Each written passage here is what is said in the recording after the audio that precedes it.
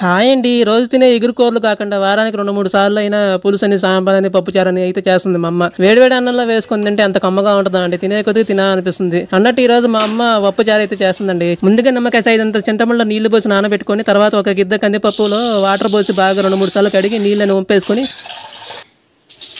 ఒక గ్లాస్ కందిపప్పుకి 2 గ్లాసుల drinking water పోసుకొని నానబెట్టుకోండి.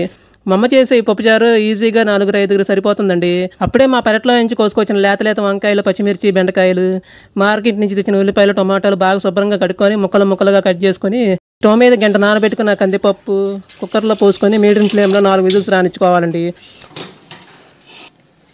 ఒక కడాయిలో ఆయిల్ వేసి పోపు పెట్టుకొని కొద్దిగా ఇంగువ, పసుపు వేసి వేగించుకొని ముక్కలుగా కట్ చేసుకున్న టమాటా, ఉల్లిపాయ, వంకాయ, బెండకాయ ముక్కలు వేసి మూత పెట్టి బాగా మగ్గనివ్వాలండి. ఈ లోపల నానబెట్టిన చింతపండు నుంచి పులుసు తీసి ముక్కల్లో పోసుకొని రుచికి సరిపడ ఉప్పు, బెల్లం, కారం వేసుకొని బాగా కలుపుకోవాలండి. ఒకసారి టేస్ట్ చెక్ చేసుకొని మూత పెట్టి 5 నిమిషాలు ఉడకనిస్తే ఆ ముక్కలకి బాగా పులుసు పట్టిద్దండి. ఆవిరిపోయిన తర్వాత కుక్కర్లో నుంచి ఓపెన్ చేసిన పప్పులో రుచికి సరిపడ ఉప్పు, కొద్దిగా పసుపు వేసుకొని బాగా కలుపుకోవాలండి. అవసరమైతే పప్పు గుత్తితో ఎనుపుకోవాలండి. ఉడికించిన పప్పుని కడాయిలో వేసి మీడియం ఫ్లేమ్లో 15 నిమిషాలు ఉడకనిస్తే సరే అండి. వేడివేడి పప్పు చారు అయితే రెడీ అయ్యండి. టేస్ట్ అయితే అదిరిపోయింది అనుకోండి. వేడివేడి అన్నంలో నెయ్యి వేసుకొని పప్పు చారు వేసుకొని తింటే ఎంత కమ్మగా ఉంటుందండి.